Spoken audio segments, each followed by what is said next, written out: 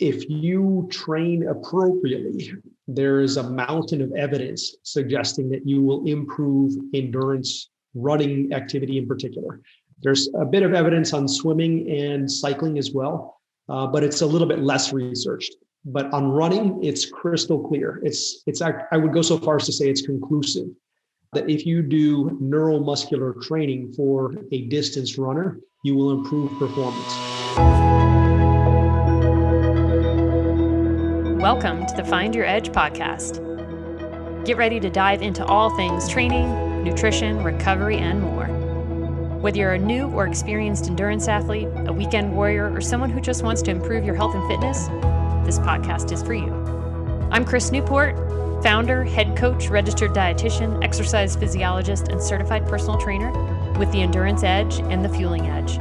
With more than 20 years experience in the fitness industry, 18 years in multi-sport, and over 10 years as a sports nutritionist, I'm speaking with athletes and experts about key actionable steps you can take to reach and sustain peak performance and health. Let's do it. All right, welcome back to the Find Your Edge podcast. This is your host, Chris Newport, and today I am joined by Mike Young from Athletic Lab. So thanks for joining us. Thanks, Chris. Good to catch up again. So you, I think, are probably one of the most highly educated gym owners in the area, perhaps even on the East Coast, arguably. So give us a little bit of background as to what your background is, how you got into this, and then maybe a little bit about Athletic Lab. Sure. So my background's in sports science and coaching. Educational pedigree is a bachelor's degree in exercise physiology, master's in coaching science, and then a PhD in biomechanics with physiology as a minor. I've always coached all through that entire time frame, even while I was doing my PhD, mostly in the sport of track and field, up until the past 10 years, in which point I've kind of lived a dual life of working in elite level track and field and soccer. I worked with 5 or 6, maybe 6 professional clubs on staff, and then I've consulted for a lot of the top rugby and soccer teams in the world. Athletic Lab, I started 12 years ago, a smallish warehouse in Morrisville, North Carolina. And then we've gradually progressed. We're in our 3rd facility, our 4th expansion in those 12 years. We now have a 25,000 square foot facility and probably about a half mile from where we originally opened up, built to suit. It's pretty much everything that I would have ever dreamed of 12 years ago in terms of size and equipment and everything else. So we don't have too many constraints in terms of training environment. Pretty nice. We work with everyone from developmental athlete to the elite professional. We've got quite a few high-level athletes in practically every sport. A couple of pro teams that train with us right now, and then general fitness, which is something that I find just as rewarding as our elite level athletes. So that was my first introduction. My first introduction to CrossFit was with you guys a couple of years back. I was like, can we take a endurance athlete mom and what can we do with this strength? So I remember you leading me through my very first workout there. I was like, how do I do a kettlebell swing? And learned a lot since then. But how, as a fellow small business owner, how have things been over the past year? So we're recording this in February of 2021. Sure. So it's obviously not ideal. I think the industry as a whole was decimated really by COVID-19. North Carolina in particular had some of the stricter shutdown rules in the country. So our industry as a front-facing fitness and training service provider was shut down, closed doors for 6 months. This is just 2 to 3 months after we had opened this new facility. You can imagine that a 25,000 square foot facility is not cheap and certainly doesn't pay for itself while the doors are closed. We scrambled to make things work. We trained outside during this summer months. There were some abilities or kind of loopholes for professionals to train indoors, professional athletes, that is. But a lot of it was just, making things work in spite of the restrictions. We did hold ourselves to the highest account in terms of safety and following the guidelines. I know a lot of small business owners weren't able to do that, and by no means fault them for that. You've got to, keep your business alive and do what you need to do for your family or whoever you're providing for, if you can do it safely. But we did adhere to the strictest letter of the law in terms of letter and, spirit of the law in terms of what was passed on to us. Sometimes it felt like shooting ourselves in the foot, but we've come out the other side of this. I think we're seeing the light at the end of the tunnel, and we're not back to normal. We're probably realistically 20 months behind where our revenue should be at this point in time. I know we're going to survive it, which is more than a lot of lesser fortunate businesses can say. And I didn't fully.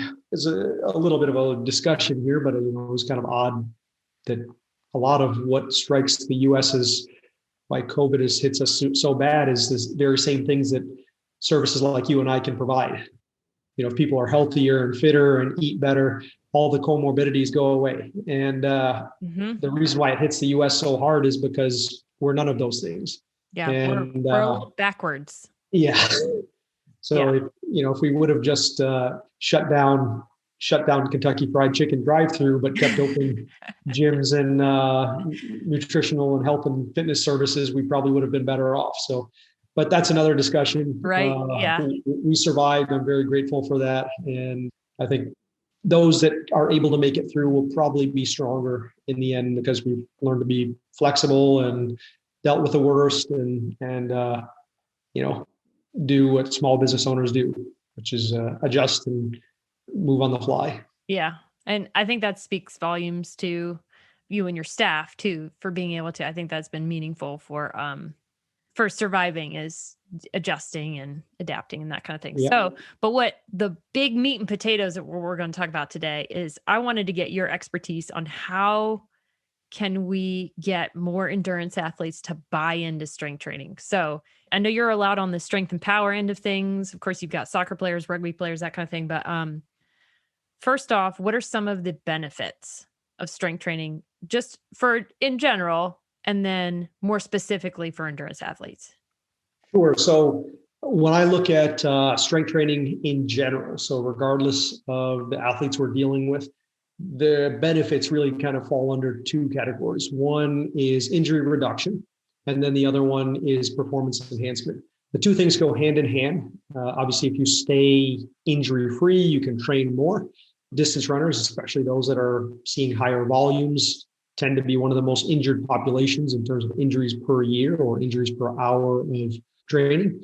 And so if you can continue to train, you can get better. If you have to stop training, you don't get better. So performance and injury prevention are not uncoupled. They're always together. But even outside of the tangential benefits of just continuing to be able to train as a result of enhanced injury reduction likelihood, you see some very real tangible benefits in terms of performance. And they are oftentimes not easily recognizable. I think they're, especially in distance running or endurance communities. So you're right. I mostly work in speed power activities in terms of the track and field running domain, but I do work in quite a few activities that have high level endurance demand, and then such as soccer and rugby and AFL. And then also I've consulted with a lot of very high level distance runners and have written their strength programs and even have done so at some universities. So, and most recently at NC State was working with their distance program there. And what's interesting is that, counter to popular belief, that strength training can actually improve endurance capacity. Now, what's interesting here is that this is not it's not necessarily a two-way street. So if you're a speed power athlete, you almost want to avoid too much endurance work. It can blunt your capacity to be really powerful and strong and so forth. But if you're an endurance athlete, strength training can do something very beneficial. And most of what that is it falls under this kind of adaptation known as a neuromuscular efficiency.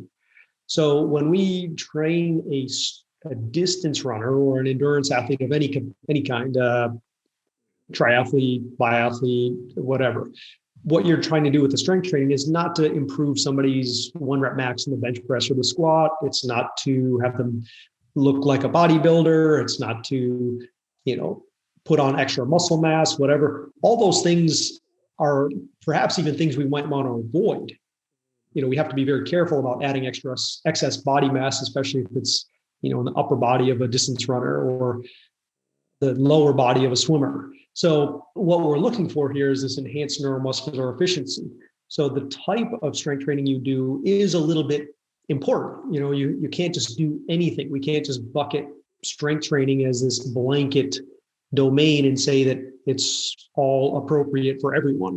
That would kind of be like saying running is just a thing, as opposed, without regards to, are we sprinting when we run? Are we doing distance running when we run? Are we somewhere in between? So the details matter a little bit. And if we want to have this adaptation from neuromuscular stimulus response, then we need to train a certain way. And before I get into that, to kind of clarify this, and this is always the crux of the argument here, is that if you train appropriately, there is a mountain of evidence suggesting that you will improve endurance, running activity in particular. There's a bit of evidence on swimming and cycling as well, but it's a little bit less researched. But on running, it's crystal clear.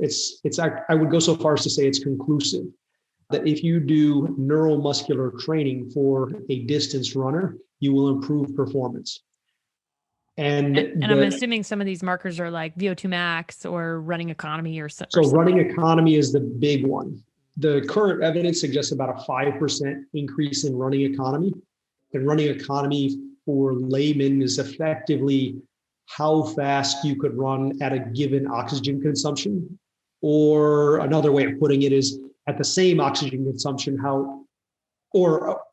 running at the same speed for less oxygen consumption. So take two twins and they have the same exact physiology, and one of them improves their running economy as a result of neuromuscular training by 5%. They're going to likely improve performance by around 3%. So that's what the evidence suggests. All the research studies say about 5% improvement in running economy and 3% improvement in actual performance. So take your 10K time, subtract 3%. Take your 5K time to subtract 3%. People fight over seconds. 3% is not seconds. It's just like we're talking about significant gains here. So you get this improvement in running economy, which is effectively how efficiently your neuromuscular system is firing, how well it turns on muscles, how well it turns off muscles, and how much force those muscles can produce is kind of the very simplified way of thinking about it. So if it takes a certain level of work output in the muscles to run, say, at a certain pace, say a 6-minute mile, if you improve your running economy, now the threshold or the percentage of threshold close to your max is much lower. It's not too dissimilar from, it's the thought of like raise the ceiling is what you've done. So even though we're not more aerobically powerful, we are more powerful from a neuromuscular standpoint. So I can run, the ceiling of how fast I can run is higher. Then the cost of running at submaximal efforts is lowered. Another kind of example that I like to give on this is, you think of, say, some of the recent world records in the marathon, right? That's one of the more extreme events in the running community is a marathon. And you got men now running, albeit with kind of questionable assistance and shoes and stuff like that, breaking 2 hours, right? So a 2-hour marathon, just think about that for a moment, is like a 4:30 mile. That's a 2-minute, 15-second half mile. That's a 1:08 quarter mile. That's a 18 second 100 meters. Now you take that guy to be able to do that, who's going to run a 2-hour marathon, that 18-second 100 meters or 17-second 100 meters has to just be a jog, because he's going to repeat it thousands of times. So if your 100-meter sprint time is only 20 seconds, you have zero chance of running a 2-hour marathon. Zero. You're not going to repeat it over and over and over again. Dang. But if my dreams are shattered. if you are one of these athletes, and you're an elite level marathoner, the men could probably run a 4:05 1 mile run, and the women could probably run not too far off that, because now they're hovering in the not too far off the men's record. So what we're doing here is we've just raised the ceiling. So the ability to run at a desired pace, say, if that's kind of something that a distance runner could wrap their mind around, becomes a lower percentage of what they're capable of. And a lot of that comes down to neuromuscular efficiency. So we're just kind of raising the ceiling a little bit. It doesn't have to be in the weight room. It can be in other ways, but there are some key criterion to get this stimulus. Oh, yeah. Perfect segue. Tell us about that. Yeah. What are these magic keys here to get that neuromuscular training? So the first one, and this is killing a sacred cow for many endurance athletes, is that when it comes to training for neuromuscular efficiency, fatigue is your enemy. So you don't want to do it to failure. You don't want to do it to the point where you're just absolutely dying. In fact, what we want to do is think in terms of quality rather than quantity. And, that means doing high intensity work, and not high intensity work in the way that a lot of endurance athletes think of it, where it's almost HIIT based or vomit-inducing work, or just, drag yourself across the line or that kind of thing. But intense in terms of how close is it to a full effort, a full unconstrained by fatigue effort.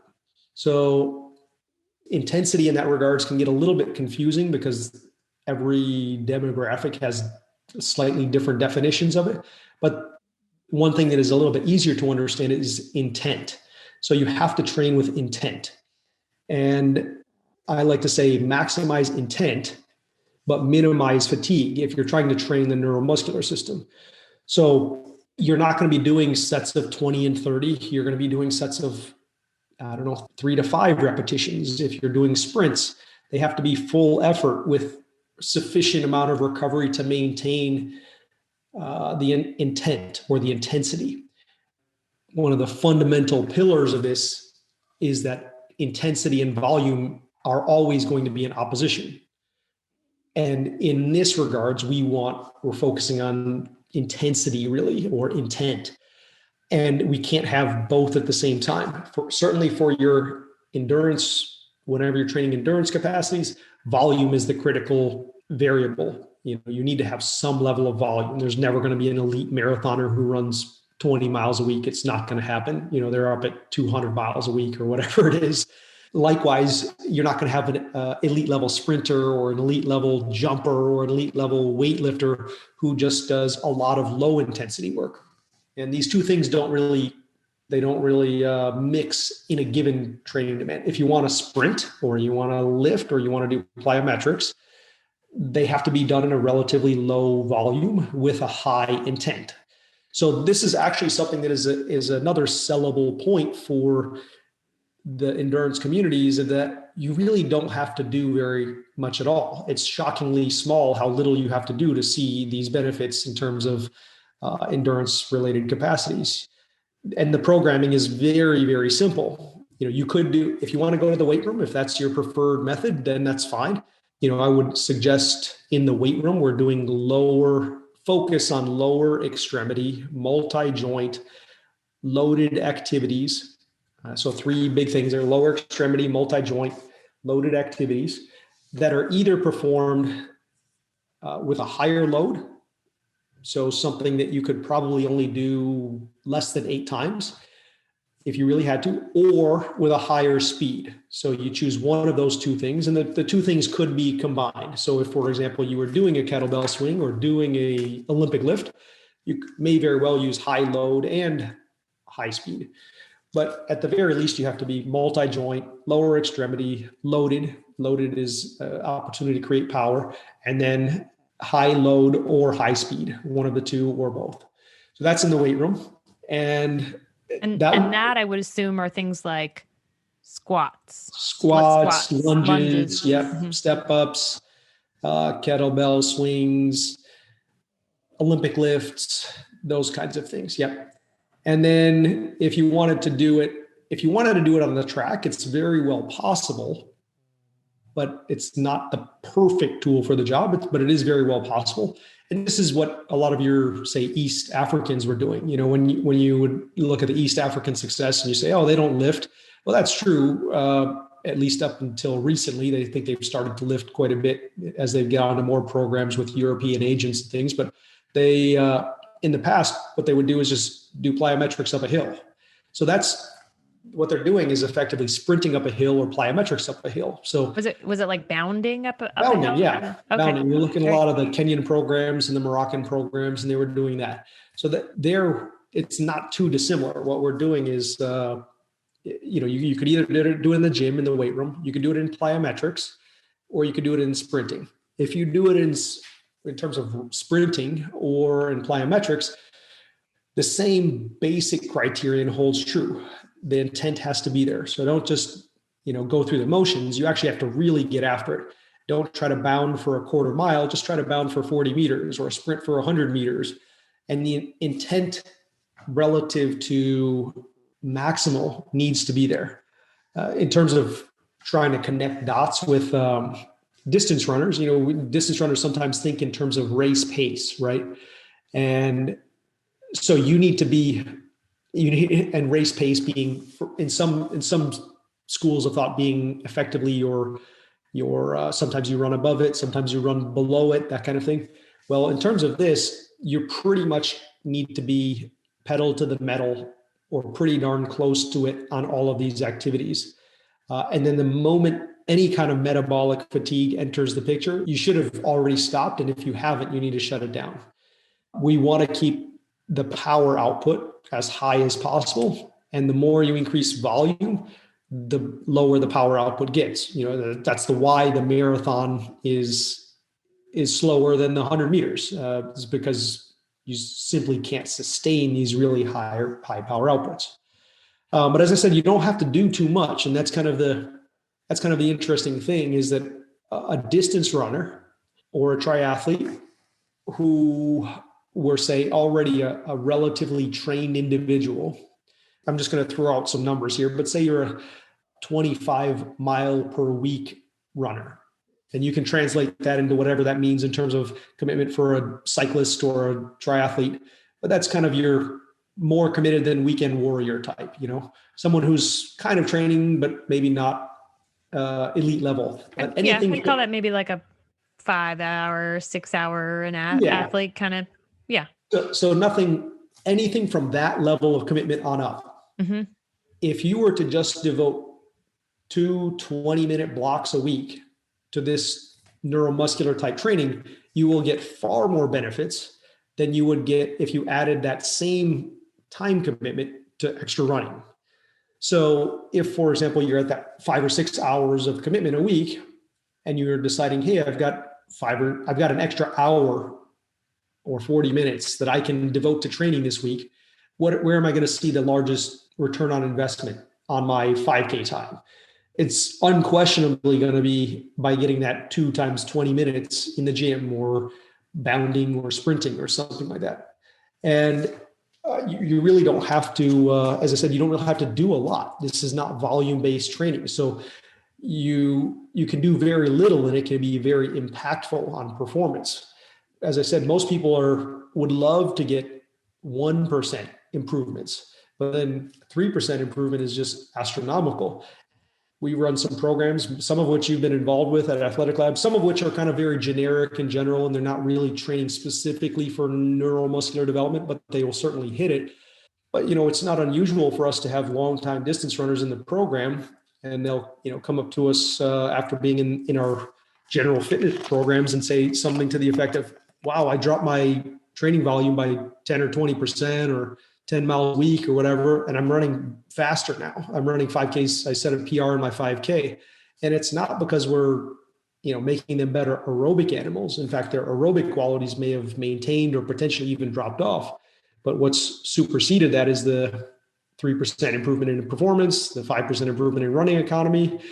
And, because it's neuromuscular, the adaptations are very, very quick, but you do have to maintain them. So you don't have to do a lot to get them. You don't have to do a lot to maintain them. But once you have them, you need to do a little bit to keep them up. It's really a kind of a closed case for me in terms of what the impact can be. And you look at a lot of, say, the top, really, if you go back 10 years ago and you say, wow, what caused American distance running to become good again? Because if you think back to the 90s, America was a laughingstock in the distance running community. It was almost like people were wondering how we could ever be good. Our men are running 2:16 marathons and running, I don't know, 1:48 half miles, and no one's running well in the mile. And no one's even making the finals at Olympic Games, World Championships, and any of the distance running events. People were chalking it up to being genetics and so forth. But then the Europeans are doing better than us, and there's probably a very comparable genetic pool. And then all of a sudden, Nike Oregon project kind of steps in, and I don't know that they had everything right, but what they started to do was treat distance runners as athletes rather than just lungs with legs. And doing things like mobility work for the hips, doing things like strengthening and, working on running mechanics. So instead of just thinking about this runner as a single system organism or their aerobics/cardiovascular system only, let's take a look at them holistically and see all these different systems of the body kind of integrate and support each other. And it's kind of a rising tide raises all ships type of thing. Yep. If the limiter is that you simply can't run fast enough, or you can't produce enough power output to, compete, then it's not going to matter how aerobically fit you get, because you've already reached the ceiling of what your neuromuscular system can produce. It kind of reminds me a little bit of Ryan Hall. Yeah. And his being so lean, and then getting out of the sport because he was frequently getting injured and having lots of issues. And then all of a sudden he gets in the weight room, gains, 40, 50 pounds. And he's like, well, man, I can still run pretty fast. Yeah. And I'm like, why can't we get more people to take that risk of, backing off on the, and it sounds like generations of coaches are kind of like that generation is sort of moving out of the industry, and we're getting more people who support a more holistic programming of not just mileage. Right. Yeah. It is really tricky. I mean, I was kind of I had the distance running neuroticism as a younger athlete. Even though I was training as a decathlete, I kind of like to count miles and things like that. And you just associate fitness with volume, and you almost, and there's a good reason that a distance runner would never want to miss a day or not drop off on volume, because those are the metrics which lead to success there. But Right. if you just trickle in this other little elements of training, whether it's mobility or neuromuscular training, whatever, you're going to see massive improvements that are not even represented by your time commitment. You just have to put in so little and you get out so much, especially if you're a reasonably trained athlete or above. If you're just like, starting out and you've never run before, sure, running is going to make you a better runner, more than anything You've else. got to develop that engine a little bit. Yeah. But at a certain point, the biggest bang for the buck turns into something else. And then, as I said, you're not going to become an elite runner without all this other stuff as well. But, why would you pass up this really low hanging fruit of 20, 40 minutes a week, and you can see massive gains? Right now we've got to. So let's get into what's going to happen in this 20 minutes. So are we just going to be squatting and lunging and a little bit of sprint? Cause that's not a lot of time. Yeah. I mean, ideally I'd have 40 minutes, but I'd kind of like to present the extreme of what you could get out of that time span. If I were only given 20 minutes, realistically, I hope that's actually 30 minutes with about 10 minutes of warm up and mobility and that kind of thing. And then, I could make a lot of money on just 20 minutes. You teach somebody to do, some plyometric activity is what I might do first. And then a lower body strength exercise, say like a squat or a lunge. I think things need to be very simple. Don't get too fancy. Incorporating, crazy exercises, just not necessary.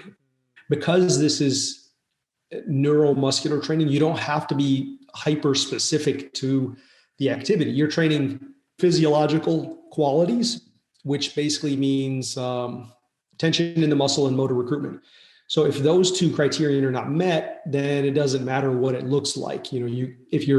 I'll see it's common in distance running circles to do things like arm swings with a 2-pound plate in your hand or something like that, or running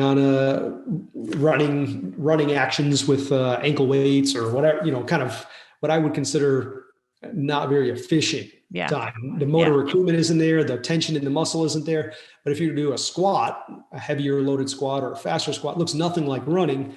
But what it does look like from the physiological side is tons of neuromuscular recruitment, tons of tension in the muscle. You get greater tendon stiffness. You get greater neuromuscular coordination. The muscles the agonist antagonists don't fight each other. The agonists are able to produce more force and do so more quickly. So it's, my exercise selection would be relatively small if I'm working with a distance running community. If I have the time, we'll do a plyometric. Then we might go in, if it were day one, say plyometric exercise, then in some squats and maybe a lower or upper extremity exercise, whatever you want. Push-ups, pull-ups, some dumbbell exercises, that would be fine.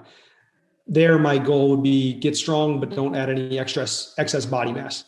And then day two, we might do something comparable, maybe an Olympic lift, maybe a kettlebell swing, maybe a plyometric activity. If you want to sprint or do resisted sprints, that would be a good fit. And then if we did a squat on Monday, we might do a lunge or a step up on the next day.